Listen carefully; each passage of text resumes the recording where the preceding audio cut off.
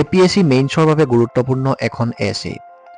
Democracy is not merely a form of government, it is a primarily a mode of associated living, of conjoint communicated experience. গণতন্ত্ৰ কেৱল চৰকাৰৰ এটা প্ৰকাৰ নহয়, ই মূলতঃ সংশ্লিষ্ট জীৱন যাপনৰ সংযুক্ত যোগাযোগ অভিজ্ঞতাৰ এক ধৰণ। পাতনি ইন্ট্ৰডাকশ্যন। ভাৰতীয় প্ৰেক্ষাপটত গণতন্ত্ৰ কেৱল চৰকাৰৰ এটা প্ৰকাৰ নহয়, ই মূলতঃ সংশ্লিষ্ট জীৱন যাপনৰ এক ধৰণ সংযুক্ত যোগাযোগ অভিজ্ঞতাৰ এই বক্তব্যই অতি গুৰুত্বপূৰ্ণ।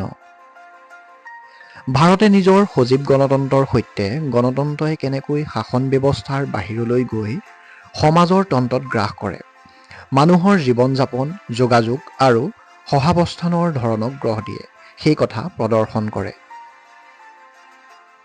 এই ৰচনাখনে ভাৰতীয় গণতন্ত্ৰৰ অন্যান্য দিশসমূহ অন্বেষণ কৰিছে। ইয়াৰ ভূমিকাক সংশ্লিষ্ট জীৱন যাপনৰ ধৰণ আৰু সংযুক্ত যোগাযোগ অভিজ্ঞতা হিচাপে উজ্জ্বল কৰি তুলিছে। ভাৰতত গণতান্ত্ৰিক শাসন। ভাৰতৰ গণতান্ত্ৰিক যাত্ৰা আৰম্ভ হৈছিল 1947 চনত, যেতিয়া দেশখনে ব্ৰিটিছ উপনিৱেশিক শাসনৰ পৰা স্বাধীনতা লাভ কৰিছিল। গণতান্ত্ৰিক ব্যৱস্থা গ্ৰহণ কৰাটো আছিল ভাৰতৰ সামাজিক, সাংস্কৃতিক নীতি নিয়মত শিপাই থকা সমতা, স্বাধীনতা আৰু ন্যায়ৰ মূল্যবোধক প্ৰতিফলিত কৰা এক সচেতন প্ৰচণ্ড। নিৰ্বাচন আৰু প্ৰতিনিধিত্ব। ভাৰতীয় গণতন্ত্ৰৰ মূলতে নিহিত হৈ আছে মুক্ত আৰু নিকা নিৰ্বাচনৰ প্ৰথা। বিভিন্ন স্তৰত সময়ে সময়ে অনুষ্ঠিত হোৱা নিৰ্বাচনৰ জৰিয়তে নাগৰিকে নিজৰ ভোটাধিকাৰ ব্যৱহাৰ কৰে, প্ৰতিনিধি নিৰ্বাচন কৰে আৰু শাসন প্ৰক্ৰিয়াত অংশগ্ৰহণ কৰে। ৰাজনৈতিক দলৰ অস্তিত্ব, বহুদলীয় প্ৰতিযোগিতা আৰু সজীৱ নিৰ্বাচনী ব্যৱস্থাই ক্ষমতা জনসাধাৰণৰ হাতত নিহিত হোৱাটো নিশ্চিত কৰে। ভাৰতৰ সংসদ আৰু ৰাজ্যিক বিধানসভাত বৈচিত্ৰ্যপূৰ্ণ প্ৰতিনিধিত্বই সৰ্বাংগীনতা আৰু সমপ্ৰতিনিধিত্বৰ প্ৰতি জাতিটোৰ দায়বদ্ধতাক প্ৰতিফলিত কৰে। সহযোগী জীৱন। ভাৰতীয় গণতন্ত্ৰই সংশ্লিষ্ট জীৱন যাপনৰ ওপৰত গুৰুত্ব আৰোপ কৰে। নাগৰিকসকলক ৰাজনৈতিক ক্ষেত্ৰৰ বাহিৰৰ সমাজৰ কাম-কাজত সক্ৰিয়ভাৱে অংশগ্ৰহণ কৰিবলৈ উৎসাহিত কৰে। মহাত্মা গান্ধীয়ে পোষকতা কৰা স্বৰাজ আত্মশাসনৰ ধাৰণাটোৱে তৃণমূল পৰ্যায়ত আত্মশাসনৰ প্ৰসাৰিত কৰে। সম্প্ৰদায়সমূহক তেওঁলোকৰ জীৱনত প্ৰভাৱ পেলোৱা সিদ্ধান্ত ল'বলৈ শক্তিশালী কৰে। পঞ্চায়তী ৰাজৰ দৰে প্ৰতিষ্ঠান আৰু নগৰীয়া স্থানীয় সংস্থাই নাগৰিকসকলক স্থানীয় শাসনত জড়িত হোৱাৰ পথ প্ৰদান কৰে, মালিকীস্বত্ব আৰু দায়িত্ববোধৰ লালন পালন কৰে।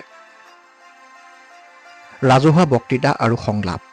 সংযুক্ত যোগাযোগ অভিজ্ঞতা ভাৰতীয় গণতন্ত্ৰৰ এক মৌলিক দিশ। ৰাজহুৱা বক্তৃতা আৰু আলোচনাৰ সংস্কৃতিৰ জৰিয়তে প্ৰকাশ পায়। ভাৰতীয় সংবিধানে নিশ্চিত কৰা বাক আৰু মত প্ৰকাশৰ স্বাধীনতাই নাগৰিকসকলক মুকলি বিতৰ্ক, আলোচনা আৰু আলোচনাত লিপ্ত হ'বলৈ সক্ষম কৰে। জনমত গঢ় দিয়া আৰু জ্ঞাত সিদ্ধান্ত গ্ৰহণৰ পোষকতাত সংবাদ মাধ্যম, নাগৰিকৰ সমাজৰ সংগঠন আৰু ৰাজহুৱা বুদ্ধিজীৱীসকলে গুৰুত্বপূৰ্ণ ভূমিকা পালন কৰে।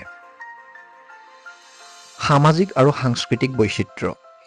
ভাৰতৰ গণতন্ত্ৰ ইয়াৰ সামাজিক আৰু সাংস্কৃতিক বৈচিত্ৰ্যৰ ওপৰত ফলি উঠে, যাৰ ফলত ই সংশ্লিষ্ট জীৱন যাপনৰ এক অনন্য উদাহৰণ। গণতন্ত্ৰই বিভিন্ন সম্প্ৰদায়ক সহাৱস্থান কৰিবলৈ, ইজনে সিজনৰ পাৰ্থক্যৰ শলাগ ল'বলৈ আৰু আলোচনা আৰু আলোচনাৰ জৰিয়তে উমৈহতীয়া ভিত্তি বিচাৰি উলিয়াবলৈ এক মঞ্চ প্ৰদান কৰে। সবলীকৰণ আৰু সামাজিক ন্যায়। ভাৰতীয় গণতন্ত্ৰই ঐতিহাসিক বৈষম্য দূৰ কৰিবলৈ আৰু সামাজিক ন্যায়ৰ প্ৰসাৰৰ বাবে চেষ্টা কৰিছে। ঐতিহাসিকভাৱে বঞ্চিত গোটসমূহৰ বাবে সংৰক্ষণৰ দৰে সঁহাৰিমূলক কাৰ্যনীতিৰ লক্ষ্য হৈছে সমান সুযোগ প্ৰদান কৰা আৰু ঐতিহাসিক অন্যায়সমূহ শুধৰোৱা। এই ব্যৱস্থাসমূহে প্ৰান্তীয় সম্প্ৰদায়সমূহক শক্তিশালী কৰে, গণতান্ত্ৰিক প্ৰক্ৰিয়াত তেওঁলোকৰ অংশগ্ৰহণ আৰু এখন অন্তৰ্ভুক্ত সমাজৰ বিকাশ নিশ্চিত কৰে। উপসংহাৰ কনক্লুজন। ভাৰতীয় প্ৰেক্ষাপটে গণতন্ত্ৰই নিৰ্বাচনী প্ৰক্ৰিয়াৰ বাহিৰলৈ গৈ সমাজৰ বিভিন্ন দিশক প্ৰভাৱিত কৰি কেনেদৰে প্ৰদৰ্শন কৰে। সংশ্লিষ্ট জীৱন-যাপন, ৰাজহুৱা বক্তৃতা, সামাজিক বৈচিত্ৰ্যক আঁকোৱালি লোৱাৰ জৰিয়তে ভাৰতৰ গণতন্ত্ৰই সমতা, স্বাধীনতা আৰু ন্যায়ৰ প্ৰতি জাতিটোৰ দায়বদ্ধতাক প্ৰতিফলিত কৰে। প্ৰত্যাহ্বানসমূহৰ সৈতে মোকাবিলা কৰি আৰু সক্ৰিয় নাগৰিক অংশগ্ৰহণক লালন-পালন কৰি ভাৰতে নিজৰ গণতান্ত্ৰিক তন্ত্ৰক আৰু অধিক শক্তিশালী কৰি গণতন্ত্ৰৰ প্ৰকৃত সাৰমৰ্মৰ উদাহৰণ দাঙি ধৰা এখন সমাজ গঢ়ি তুলিব পাৰে।